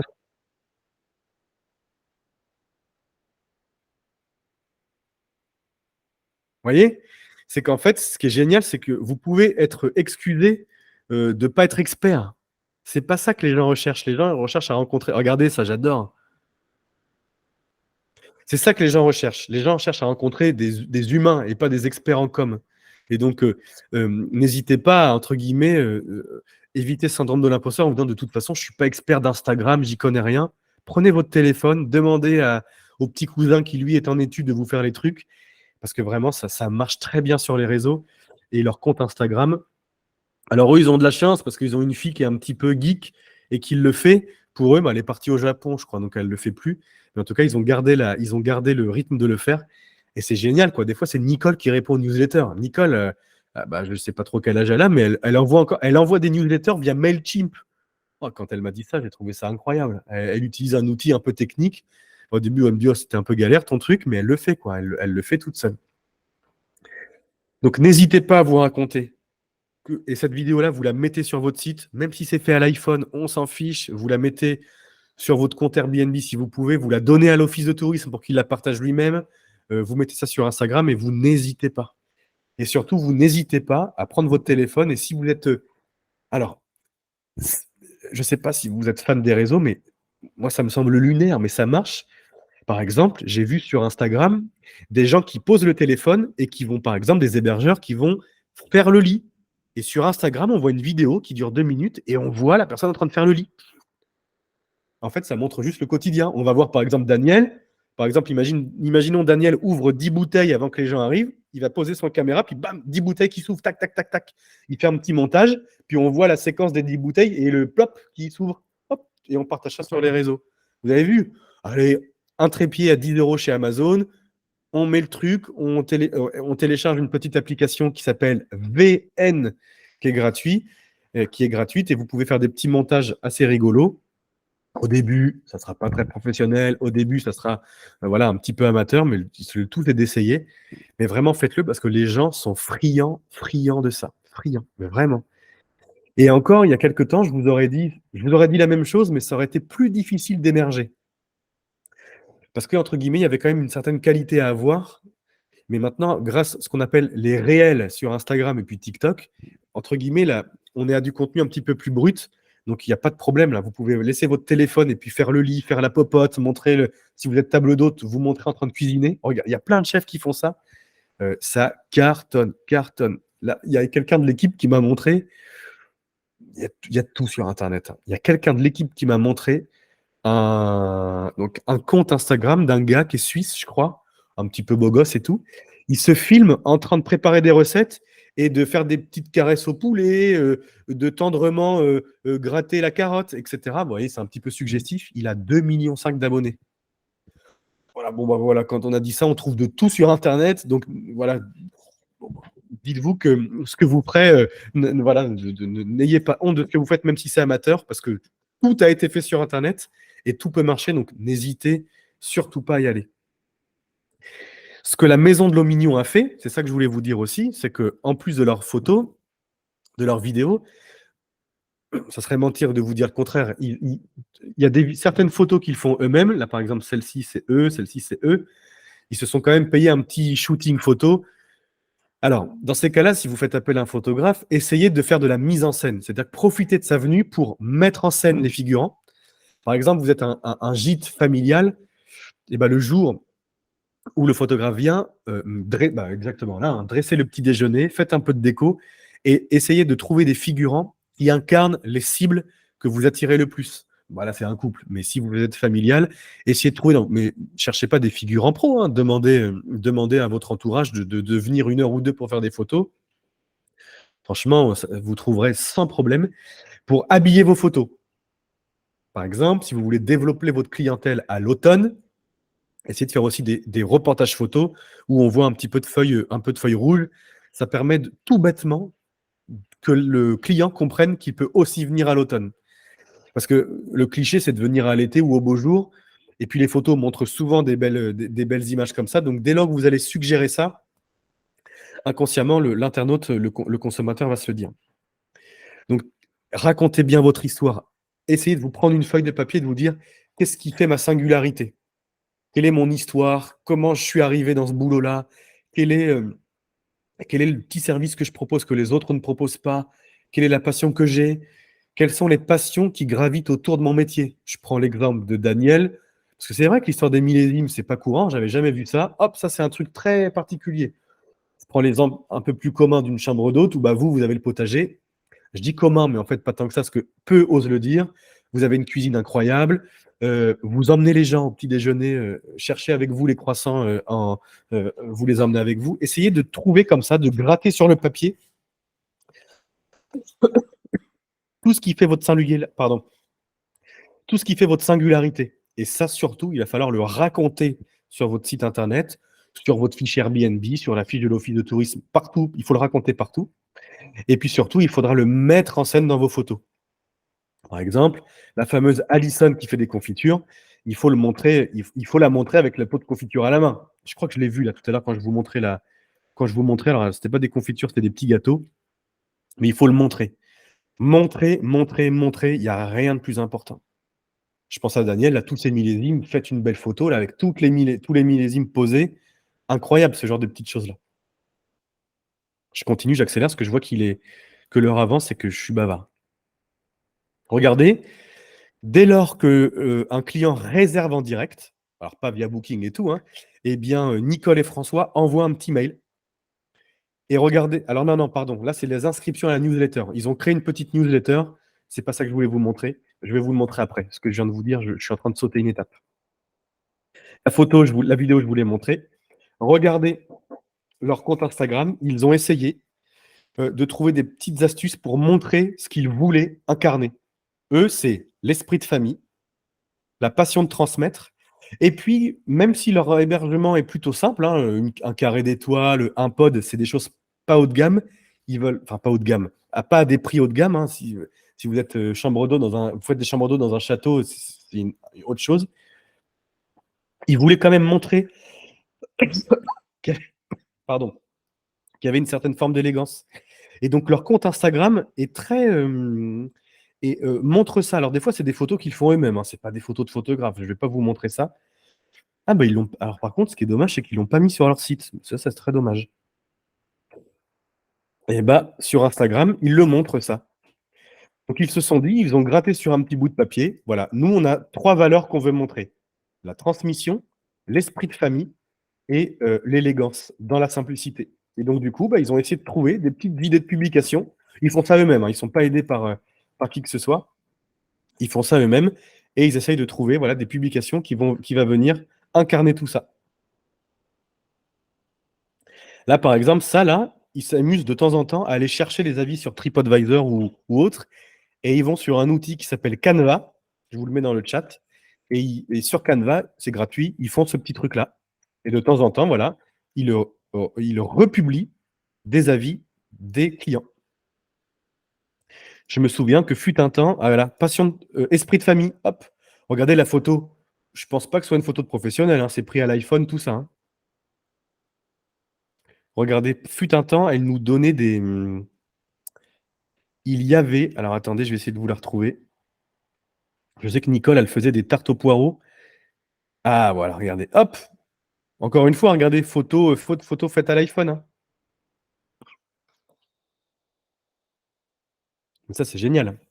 Donc n'hésitez pas, même si encore une fois, c'est pas professionnel à 100% comme vous aimeriez, de vous raconter parce que c'est ça qui crée l'expérience. C'est absolument ça qui crée l'expérience. C'est ensuite ça que je voulais vous montrer. Quand vous faites une réservation en direct, essayez. Soit vous vous programmez un petit brouillon dans votre Gmail, dans votre Hotmail, et puis vous l'envoyez à chaque fois que les gens réservent chez vous, donc c'est un petit peu plus long. Soit vous inscrivez, alors ça c'est ce que Nicole elle fait, elle inscrit les personnes qui arrivent dans un outil qui s'appelle MailChimp. Je vous l'envoie dans le. Alors d'ailleurs, je ne vous le conseille pas. Enfin, il est génial l'outil, mais il est en anglais. Si vous voulez un outil français qui fait la même chose, je vous le donne. Ça s'appelle Brevo. MailChimp est très bien, mais comment dire, comme il offre des fonctionnalités un petit peu plus costauds, il est qu'en anglais. Alors que Brevo est très bien pour faire ce genre de choses-là, ça suffira largement. Donc regardez. Ensuite, les gens reçoivent un email en disant bonjour, prénom, on a tellement hâte de te retrouver. Dans 5 jours, tu es avec nous. Dans le mail après, il donne des idées de balade. Et regardez, c'est signé Nicole et François. À aucun moment on a parlé d'un acompte. À aucun moment on a parlé d'un truc transactionnel. C'est juste, mais merci d'avoir réservé chez nous. On a trop hâte que vous arriviez. Et ensuite, on fait un petit mail de rappel à 2 jours où on leur dit c'est dans 2 jours qu'on se voit. Vous devez être impatients, nous aussi. Au cas où, voici une petite carte qui vous permettra de savoir comment arriver dans notre établissement. Donc, vous voyez, c'est des mails qui ne parlent pas de transactions. C'est juste ce qu'on appelle, nous, les mails sympathiques, juste pour dire mais merci d'avoir pensé à nous pour votre voyage et votre week-end. Une fois que les gens partent, on fait la même chose. Comment ça s'est passé? Et aussi, on envoie un email. C'est une bonne idée qu'ils ont eue, ça, c'est une très bonne idée. Il y a un email qui est envoyé en disant si vous voulez revenir, il y a un code qui s'appelle client au mignon et qui vous donne 10% de réduction. Là où c'est génial leur idée, c'est qu'en vrai, je viens de venir dans la maison de l'Aumignon, je ne vais pas revenir le week-end d'après. Par contre, à la fin, PS, vous pouvez donner ce code promo à qui vous voulez. Vous pouvez transférer l'email et ils auront aussi le droit au code promo. Qu'est-ce que vous venez de faire? Vous venez de faire un client en plus sans avoir. Alors, vous avez donné 10%, mais vous n'avez pas donné 17% à Booking. Et vous avez un client direct, dont vous aurez l'email, dont vous aurez tout ce qu'il faut pour ensuite les fidéliser. Troisième petite chose, pardon. Et ça, j'aimerais bien avoir votre sondage. Regardez. Ils font ça eux-mêmes. Hein. Alors regardez, c'est pour ça que j'aime bien vous montrer ça, parce que regardez, comment faire une flaminche au poireau. Ça, c'est Nicole qui fait. Ils ont mis ça sur YouTube avec un téléphone. C'est un petit peu amateur, mais j'adore, c'est génial. Et puis là, regardez, ils ont fait un emailing pour dire qu'à la Saint-Valentin ou à Noël, je ne sais plus, il y avait une petite promo. Et regardez, L'image, ils l'ont pris sur une banque image. Enfin, c'est pas professionnel, mais c'est très très beau. Ça marche très bien. Donc ça, c'est une newsletter, ce qu'on appelle transactionnelle. Il y a un petit code promo, il y a une petite incitation commerciale. Et ça, c'est ce qu'on appelle une newsletter relationnelle. On ne vend rien. On est juste en train de vous dire que Nicole vous donne la recette de la tarte au poireau. Selon vous, alors pareil, vous me faites un coucou si c'est la newsletter transactionnelle qui marche le mieux. Vous me faites un petit pouce en l'air si c'est la relationnelle. Donc relationnel pour certains, relationnel, ouais, vous me dites tous relationnel. C'est la transactionnelle qui marche le mieux. C'est-à-dire que si vous voulez faire des ventes, il n'y a quand même rien de mieux qu'une incitation commerciale. Et donc, à chaque fois, donc ils ont un outil de réservation en ligne dont j'ai oublié le nom, qui a été fourni par le département ou la région. Donc, ils étaient capables de savoir combien de personnes avaient réservé suite à l'email. Forcément que, dès lors que j'envoie une newsletter transactionnelle, enfin forcément, il y a quand même une corrélation positive entre le fait d'inciter les gens à réserver et le fait qu'ils réservent. Et la relationnelle servait juste à entretenir le lien. Donc, dans un monde idéal, je vous invite à faire les deux. Dans un monde où vous devez faire le ménage, accueillir les gens, répondre aux emails, etc., si vous n'en faites qu'une, faites la transactionnelle. Allez droit au but. En particulier pour des gens qui vous connaissent déjà, puisque vous avez leur adresse email. Donc, vous pouvez Open Pro pour les codes promo. Ah, il y a de l'Open. Oh, oui, voilà. Open Pro marche très bien pour les codes promo. Pardon, désolé, je tousse depuis ce matin. Est-ce que ça va pour ces petites astuces-là pour tout le monde? Est-ce que c'est clair pour vous? J'espère que oui. Hein. Je vais aller vite là-dessus parce que j'ai encore des choses à vous dire et je vois que le temps passe. Et j'ai encore deux blocs à vous montrer. Je vais aller vite sur celui-ci pour me concentrer sur l'autre. Si vous êtes en train de... Donc là, ce que je vous ai dit, j'espère que ça vous fait mûrir. Vous allez vous dire, tiens, je vais essayer là tout ce qu'il m'a dit sur la forme, le storytelling, mes photos. OK, je vais le faire dès demain.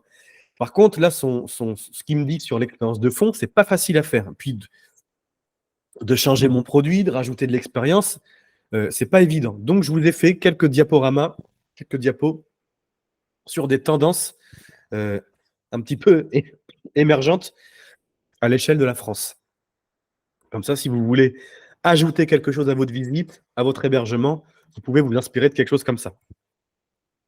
Il y a ce qu'on appelle la micro-aventure. La micro-aventure, c'est de se dire, en fait, je peux partir. En fait, j'ai pas besoin de partir très loin pour vivre une aventure incroyable. Donc, il y a 2 médias qui ont fait ça. Je vous inviterai à aller les regarder parce que vous comprendrez hyper bien ce que ça fait. C'est ce qu'on appelle les osers, ici, là, et Chiloé. Chiloé, ils ont inventé le fait d'aller bivouaquer à 30 km de chez toi, mais d'y passer une nuit incroyable parce que, en fait, tu n'es qu'à 30 km de chez toi, mais tu vas dormir en pleine forêt, tu vas manger une boîte de conserve sur un feu de camp et tu vas trouver ça incroyable. Voilà. Ça s'appelle la micro-aventure. Les gens adorent ce genre de choses-là. C'est de s'extraire de leur quotidien en ayant l'impression d'être des aventuriers. Daniel disait qu'il y avait la Sologne aussi. Oui, je n'avais pas pensé. Voilà, il y a peut-être des choses à faire comme ça. Trouver des petits moments d'aventure que vous allez pouvoir faire vivre à vos clients. Donc, c'est ce qu'on appelle la tendance de la micro-aventure. Une autre tendance qui marche, mais à fond, c'est ce qu'on appelle... Alors, c'est eux qui ont inventé le truc. C'est un peu, vous savez, la marque Frigidaire qui a donné son nom au frigo, quoi. Tout le monde appelle ça un frigo. C'est ce qu'on appelle le staycation. C'est le fait de faire des vacances à la maison. Encore une fois, c'est de se dire, j'habite à quelques kilomètres de Beauval. En fait, à chaque fois, je ne suis jamais allé dans les châteaux de la Loire. Je ne suis jamais allé aux autres Beauval parce qu'en fait, dès que j'ai un moment libre, je prends l'avion, je prends le train, puis je vais très loin de chez moi. Le staycation, c'est l'inverse. C'est de se dire, en fait, je fais 20 km, mais je vais vivre une offre incroyable. Vous, c'est très bien ça. Parce que quand vous avez des moments un peu plus creux, ça vous permet de remplir pendant les ailes de saison, ça vous permet de remplir en période creuse. Mais dans ces cas-là, il faut proposer une expérience de fou. Donc ça marche bien. C'est le week-end truffe, ça c'est très bien. C'est-à-dire que les gens viennent chez vous, mais en plus ont une expérience. Si vous avez de l'offre jacuzzi, etc., ça peut être ça. Ça peut être un cours de cuisine. ça peut être une visite privée des châteaux de la Loire, ça peut être que sais-je encore, mais c'est de se dire, en fait, donc c'est deux choses. Je viens pas très loin de chez moi et en plus, je vis une expérience que je ne connaissais pas et qui est alors incroyable, soit très forte en émotion ou un petit moment un petit peu hors du temps où en fait j'ai rencontré quelqu'un d'absolument génial, bah voilà, qui m'a fait goûter à un vin d'un millésime de ma naissance. Voilà, des dégustations de vin j'en ai faites, mais alors de trouver le lien entre les châteaux de la Loire et mon année de naissance, jamais de la vie. Voilà, c'est ce genre de petites choses-là, le staycation, c'est je pars pas très loin de chez moi, éventuellement je reviens plusieurs fois dans l'année. Parce qu'un coup, je viens pour un week-end truffe au même endroit, et un coup, je viens pour la dégustation de vin avec Daniel. Vous voyez? Donc, en plus, ce qui est très bien avec le staycation, c'est que vous pouvez faire de la revisite. Parce que je vais dormir au même endroit, mais je ne vis pas la même expérience. Donc, ça, c'est top. Dernière, celle-ci, c'est ce qu'on appelle, alors c'est weekend desk, c'est ce que j'appelle le weekend experience. Je vous en parle pas plus que ça parce que là, je fais venir des gens d'un peu plus loin pour vivre une expérience incroyable. Donc, dans ces cas-là, je vous invite plus à faire du staycation parce que, entre guillemets, en plus, c'est plus facile pour vous de le vendre. Et puis après, il y a ce qu'on appelle il y a l'écotourisme où là, je vais proposer une activité respectueuse de l'environnement. Je vais faire attention à mon impact écologique, etc., etc. Donc, c'est 4 grosses tendances qui sont des tendances de fond et que les voyageurs aiment de plus en plus. Regardez, je me suis amusé à regarder sur Google les tendances. Si je regarde qui est le plus recherché par les gens, mine de rien, alors j'ai fait ça parce que moi, ça me faisait halluciner. Je pensais que c'était l'écotourisme qui était recherché énormément. Regardez, incroyable. Et puis, regardez le graphique, hein, comment dire, c'est sans commune mesure. Les gens, de plus en plus, veulent, entre guillemets, parce que le staycation, c'est les vacances à la maison, veulent avoir ce sentiment-là de partir en vacances en restant pas loin de chez eux. Et de loin, c'est, je sais pas, regardez le graphique là, c'est 10 fois plus. Donc, ça peut être intéressant pour vous, si vous voulez développer une cible locale, pas très lointaine, d'essayer de monter votre produit, votre hébergement, votre produit d'activité, pour qu'en fait, on attire les locaux et qu'ils reviennent. Ça, c'est pas idiot. Et puis là, donc sur ce graphique-là, je ne sais pas si vous le voyez bien, mais le deuxième, c'est le week-end tout compris, le week-end desk. C'est un peu ce que fait c'est ce que faisait la Maison Dominion avec le saut romantique. Vous venez 2 jours, on s'occupe de tout, ça vous coûte 130 € par personne, mais vous ne faites rien. Vous voyez, ça marche pas mal aussi. Puis vient l'écotourisme, puis vient le côté micro-aventure. C'est beaucoup recherché, mais c'est quand même assez, c'est pas que c'est élitiste, mais c'est comme, il faut déjà aimer l'aventure pour aimer la micro-aventure. Donc voilà, si jamais vous voulez faire évoluer votre offre, soit vous la faites évoluer selon ce que vous avez vraiment dans le territoire, soit vous le faites en fonction du territoire, mais aussi en fonction d'une tendance de fond. Et la tendance de fond qui est, entre guillemets, la plus importante en ce moment, c'est le côté staycation, vacances à la maison. Je me permets, pendant les quelques minutes qui me restent, pour vous donner quelques derniers petits conseils sur le travail de fond. Regardez, on a tous, donc bien connaître votre produit. Ça, c'est ce qui va vous permettre de faire un petit peu le fameux storytelling. Regardez, je prends l'exemple de mon lit. Vous avez tendance à être dans la description fonctionnelle. J'ai un lit double, j'ai un lit king size, j'ai un micro-ondes, etc. Essayez de vous dire, j'ai pris l'exemple le plus idiot possible, c'est de se dire, quelle est la proposition de valeur de mon équipement? À quoi, plutôt que de dire la taille de mon lit, à quoi il va servir ou quelle émotion vont ressentir les gens en dormant sur ce lit. Je prends l'exemple le plus bête, mais c'est pour vous montrer que si ça marche pour un lit, ça marche pour tout. Bah, regardez. Plutôt que de dire qu'on a un lit 200 par 160, dites plutôt que vous avez un lit king size pour éviter de sentir les pieds froids de la moitié ou tout l'inverse. Plutôt que de dire que dans la chambre des enfants, on a un lit superposé, bah, dites-le, mais dites surtout que ça va permettre aux enfants de refaire le monde toute la nuit sans ennuyer les parents. Vous voyez, c'est vraiment ce petit décalage entre fonctionnalité d'un produit et l'histoire du produit. Donc, essayez de faire amusez-vous, hein, on aurait eu le temps, là, on aurait déliré, je vous aurais donné des petits exercices comme ça. Prenez votre produit d'un point de vue fonctionnel, 1 litre 200 par 160, et essayez de lui trouver sa dimension un petit peu de storytelling. Voilà, quelle est l'émotion que vous allez faire ressentir à votre voyageur quand il va utiliser votre équipement. Et vous allez voir, entre guillemets, si vous vous forcez à faire ça systématiquement, ça va devenir naturel. Et ensuite, vous allez vous amuser, vous verrez que vos fiches produits, elles n'auront plus du tout la même tête, parce que vous ne serez plus sur de la fonctionnalité, vous serez sur de la proposition de valeur, sur du storytelling. Je continue. Ensuite, vous attaquez votre cible. Regardez. J'ai encore pris un exemple entre guillemets bête pour vous montrer. C'est qu'en fait, des fois, comme on veut attirer tout le monde, et ben on va dire mon hébergement est aussi bien fait pour les couples sans enfants que pour les familles avec 40 enfants que pour les groupes et les personnes plus âgées. Donc en fait, vous essayez d'inclure tout le monde, mais en fait, personne ne se retrouve dans cette inclusion totale. Ça ne parle à personne. Essayez si vous avez ce qu'a fait Daniel pour l'anniversaire, pour la dégustation un peu historique et une dégustation plutôt classique. Essayez de créer votre produit ou de raconter une histoire qui va parler à telle ou telle cible. Je prends l'exemple tout bête. Imaginez, je suis un vendeur de vélo. Je ne vais pas utiliser les mêmes arguments en fonction de la cible à qui je vais essayer de vendre mon vélo.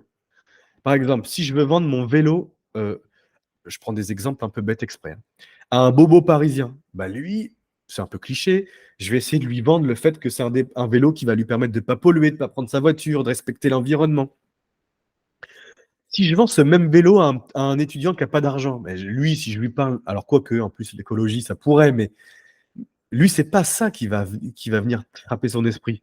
C'est de se dire, en plus, tu vas pouvoir te déplacer sans que ça te coûte une blinde, vu le prix de l'essence. Par contre, encore une fois, si j'adresse ce même produit à un sportif, je vais te dire, en plus, moi, ce vélo-là, en plus, il est conçu pour la route et tu vas pouvoir éviter d'acheter un vélo de course à 5 000 € et qui va utiliser que pour ça. Nous, notre vélo, il est aussi bien tout chemin que pour aussi des petites sessions de sport. Vous voyez, c'est le même produit, mais on ne met pas en avant la même histoire selon à quelle cible on s'adresse. Vous en avez plusieurs des cibles. Hein. Vous avez Alors, soit votre produit il est tout à fait fait pour une cible, et dans ces cas-là, vous ne vous posez pas la question. Soit de temps en temps, ça peut très bien parler aux familles. Donc, dans ces cas-là, dans votre descriptif, il va falloir évoquer les arguments qui vont parler aux familles ou de valoriser les équipements qui vont parler aux familles. Et dans d'autres cas, vous allez essayer de vendre votre produit pour les couples, à la Saint-Valentin, hors des vacances scolaires, etc. Dans ces cas-là, créez une deuxième fiche. Vous allez mettre les mêmes photos, exactement comme ce que je vous ai montré sur la maison de l'Omignon. Mais dans ces cas-là, les arguments, vous allez les modifier un petit peu pour que ça parle. Le but, ce n'est pas de parler de vous, il faut que ça parle aux cibles. N'oubliez pas de parler de la situation géographique et de donner les arguments. Par exemple, si je viens de 2 heures de Paris, parlez bien que vous pouvez avoir une gare à proximité, location de voiture, qu'en plus, je peux vous réserver un chauffeur avec bébé, etc. Par exemple, on a aussi un certain nombre de personnes qui connaissent mal la situation géographique du zoo de Beauval et de la localisation. Mais dans ces cas-là, n'hésitez pas à le mettre en termes d'arguments en disant on est à tant de minutes. En plus, ça sera très facile pour vous y rendre parce que soit vous irez en autonomie, soit on peut vous aider. Ça vous permettra en plus d'accéder aux zoo de Beauval, mais le soir, quand vous reviendrez, on connaîtra tel et tel bon petit réseau dans lequel on pourra vous amener, etc.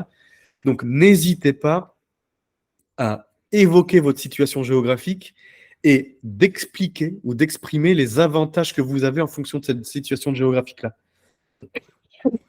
Ça marche très, très fort. Dernière petite chose que je vais vous montrer, ce sont les types d'expériences. Et je vais finir là-dessus, parce que je vois l'heure qui avance et je ne veux pas vous mettre en retard. Donc, il y a plusieurs typologies d'expériences. La première est la plus basique, mais qui marche bien. Hein. C'est ce qu'on appelle la personnalisation du produit. Voilà, le produit est le même, mais je lui rajoute un petit truc, un champagne, un jacuzzi, etc. Exactement comme la maison de l'Omignon. Et rien qu'en faisant ça, il passe de 105 € à 260. Voilà, ça ne leur coûte pas 260, ça ne leur coûte pas 80 € de mettre une bouteille de champagne. Donc, la personnalisation, c'est exactement quand je fais rajouter, je ne sais pas, les vitres fumées dans ma voiture, Je ferai ça après, ça me coûterait 30 euros. Je fais ça au moment où j'achète la voiture, ça me coûte 200. C'est exactement comme ça que les vendeurs de voitures font leur marge. Il y a une autre expérience possible qui s'appelle l'immersion. Bon, bah voilà, bah, en plus, je vous réserve une petite visite guidée avec enfin pas une visite guidée, pardon, une dégustation avec Daniel. J'ai bien compris que Beauval est visite privée, je le mets de côté du coup parce que c'est plus difficile dans les châteaux de la Loire ou d'autres choses, hein. J'ai pris les exemples les plus simples, mais vous voyez bien les choses. Il y a aussi le recentrage sur soi. C'est-à-dire que ça, c'est une tendance de fond. C'est Booking qui nous donnait cette tendance-là où il y a une certaine tendance, pas de tout le monde, à peut-être partir moins longtemps, mais plus souvent pour se créer des moments de mise à l'écart, de recentrement sur soi. Donc ça, c'est ce que je vous dis, c'est avant tout du storytelling. Par exemple, si vous êtes, je ne suis pas sûr qu'on en est dans la salle, mais si vous êtes une activité où vous proposez des stages de yoga, bah vous, c'est plus une expérience, c'est votre produit en tant que tel, donc ça ne marche pas. Mais par contre, vous pouvez, dans vos arguments, dans l'histoire que vous racontez, parler de ce recentrement sur soi, parler du côté sensoriel aussi. Ça, c'est des choses qui vont parler aux gens et qui marchent très, très bien. Vous pouvez même faire des produits spécifiques à ça. C'est-à-dire que le recentrement sur soi, là, vous pouvez être aussi, typiquement, vous êtes, je sais pas, Daniel pourrait proposer une dégustation vin et yoga. Bon, je suis pas sûr que ça marche très bien. Mais au camping, par exemple, au camping, aile de saison, quand ça marche un peu, enfin, quand ça marche moins bien, quand il y a moins de monde que l'été, hop, quand le camping est un petit peu plus vide, je propose, par exemple, je propose des hébergements où je peux en même temps faire un stage de yoga ou raconter juste qu'à ce moment de l'année-là, c'est aussi bien d'aller dans le camping parce qu'il y a moins de monde, que le temps passe plus doucement, que j'ai le temps de faire les activités, etc., etc. Dernier élément, c'est ce que j'appelle la surprise inattendue. Vous ne le dites pas dans votre argumentaire commercial. Une petite bouteille de vin offerte, un petit bout de fromage de sel sur chair, enfin pas un bout, mais un fromage qui attend dans le frigo, une petite photo souvenir. Vous ne le dites pas, les gens sont surpris. Par contre, ce qui sera génial, c'est que vous verrez dans les commentaires, les gens vont oh, c'est génial, en plus j'ai eu une petite bouteille quand je suis arrivé à l'hébergement. Donc, ce n'est pas vous qui le direz, ce seront les commentaires qui le diront, et ça, c'est encore mieux. Et c'est ce que je vous disais tout à l'heure, la théorie du plus, n'hésitez pas à dire tout ce qui sera compris dans le produit, parce que ça marche très très bien. Les gens, voilà, c'est exactement ma théorie du plus, et ça marche très très bien. Je vois qu'il est 16h05, donc je me stoppe ici. Est-ce que c'est clair pour vous? Est-ce que vous avez des petites questions? Est-ce qu'il y a des choses que vous allez mettre en place également?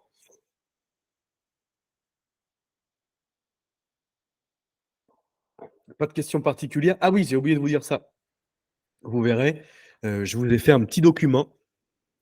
Je le donnerai à Émilie. Enfin, vous l'avez là, mais vous pourrez le récupérer. C'est un tout petit document, si vous voulez le faire. C'est juste pour faire cet exercice-là de lister d'abord votre équipement et ensuite vous faire réfléchir à comment raconter l'histoire autrement pour que ça devienne une expérience. Donc ça, vous l'imprimez, vous prenez un crayon, puis dès que vous avez le temps, vous grattez un petit peu là-dessus et pour vous mettre un petit peu le pied à l'étrier pour, voilà, entre guillemets, passer de la théorie que je vous donne à la pratique ensuite dans vos établissements. C'est tout pour moi. Je vous remercie beaucoup et puis surtout, vous n'hésitez pas si vous avez des questions. Je coupe l'enregistrement. Hop, voilà.